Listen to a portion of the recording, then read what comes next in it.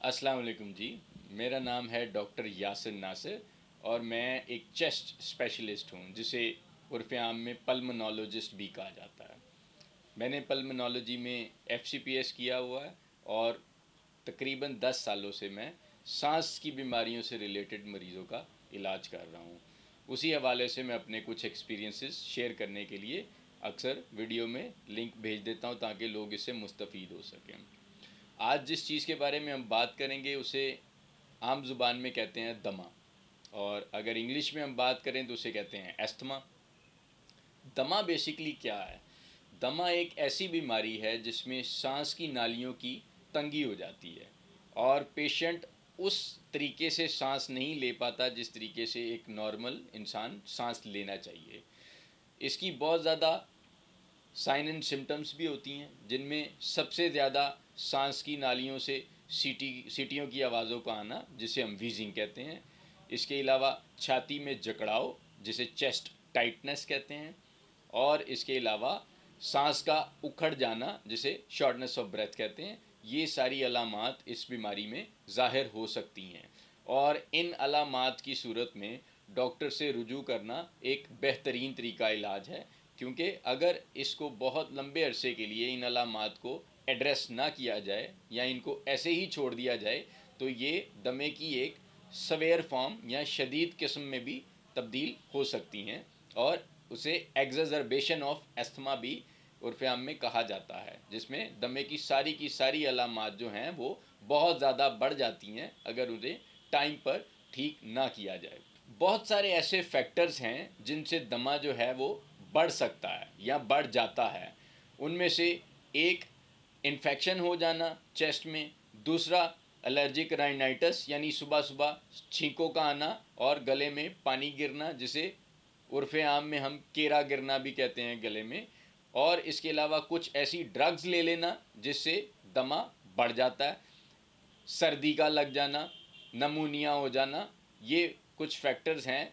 यहाँ तक कि इमोशनल डिस्टर्बेंसेस भी दमे को ज़्यादा बढ़ा देती हैं। सो बहुत सारे फैक्टर्स हैं जिनसे दमा बढ़ जाता है, ये उनमें से चीदा चीदा कुछ फैक्टर्स हैं। सो अक्सर लोगों का ये सवाल होता है कि जो सुबह सुबह उठ के मुझे छींकें आती हैं, आँखों में लाली छा जाती है या नाक से पानी बाहर निकलता है, क्या ये दमे का हिस्सा है या नहीं? ये चीज़ें या ये अलामात ये ऐसी चीज़ हैं जो दमे को बढ़ा देती हैं, ये दमे का हिस्सा बन सकती हैं। एक्चुअली में तो ये दमा नहीं होती, लेकिन अगर बहुत लंबे अरसे के लिए इनको ऐसे ही छोड़ा जाए तो ये दमे में कन्वर्ट हो जाती हैं।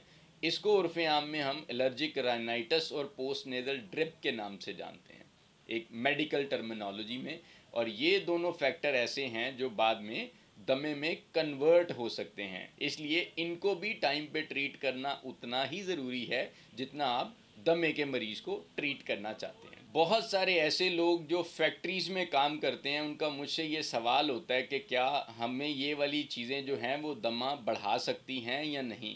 बिल्कुल सर्टन केमिकल्स होते हैं, बहुत सारे ऐसे केमिकल्स होते हैं जो फैक्ट्रीज़ में यूज़ होते हैं जिनसे दमा बढ़ सकता है, इसलिए उनके लिए बेहतर है कि वो मास्क यूज़ किया करें ऐसी जगह पे।